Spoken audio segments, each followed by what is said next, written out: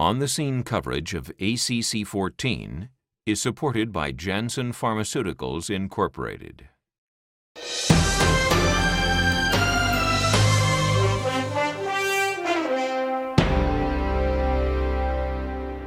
I'm Peter Block for On the Scene here at the ACC annual meeting in Washington, D.C., and this is a day 2 wrap-up.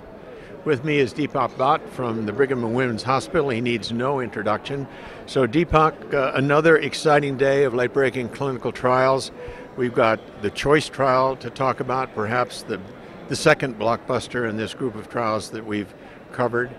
We also have colchicine for pericarditis, interesting, and then I think we should pay lip service to PCSK9 one more time. So Sure. Let's talk about CHOICE. Well, I think it's a terrific trial, and I think it's a terrific meeting for TAVR in general, because of course yesterday we had some great data about the core valve trial showing clearly that it was non-inferior to surgery and even a reduction in mortality.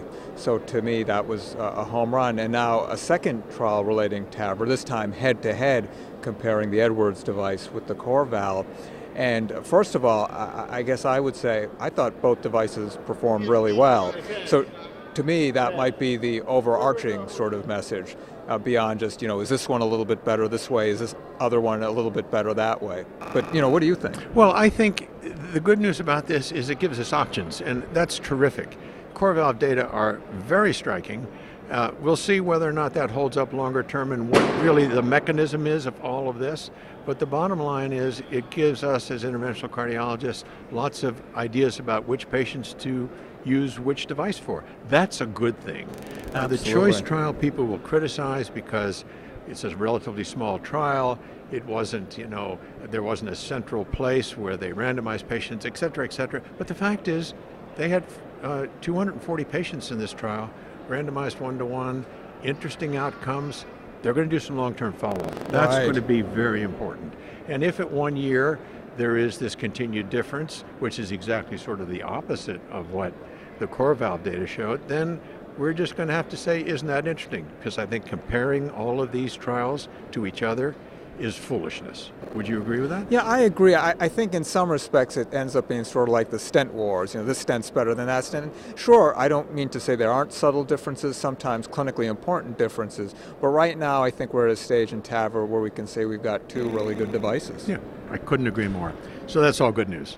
So let's move on to colchicine and pericarditis. Now, for me, I thought that was a dynamite trial. Now, we've used colchicine for a while, but this really showed once and for all that for recurrent pericarditis, the use of colchicine with an anti-inflammatory, not necessarily steroids. As a matter of fact, very few of the patients needed steroids, but the colchicine reduced recurrent event rates by half.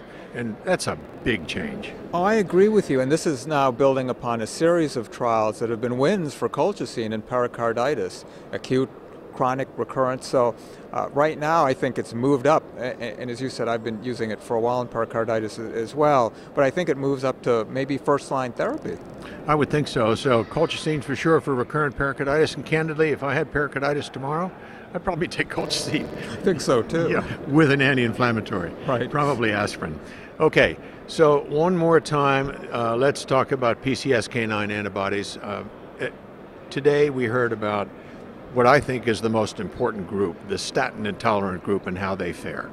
Absolutely. So in real life, clinicians see these patients. We've all got these patients that are statin intolerant. Of course, one can argue just how high the prevalence of that is, because some of it, if you re-challenge them and so forth, they're not truly statin intolerant. But for sure, there's at least some percentage of patients that are statin intolerant. And for those patients, I think this is a really useful advance. Well, the good news about this trial as well was that for the statin intolerant patients who had myopathy, quote unquote, the reduction in the number of patients that's continued to have some muscle pains was down to 6%. So that's a big change. And the also good news in this trial was that these are essentially untreated patients because they can't take statins. And they started out with LDLs in the 190 range. They got to goal. They got to less than 100 with this PCSK9 antibody. That's good news, and I think this is going to be a blockbuster drug. I think so, and it's in a larger context as well, where these drugs are also being studied in different populations to see if they affect actual cardiovascular outcomes. So the whole package is building, but so far so good. Thanks, Deepak. And so there's a wrap up for day 2. Lots of interesting stuff. There'll be more tomorrow and day 3, but so far we've had nothing but great clinical trials.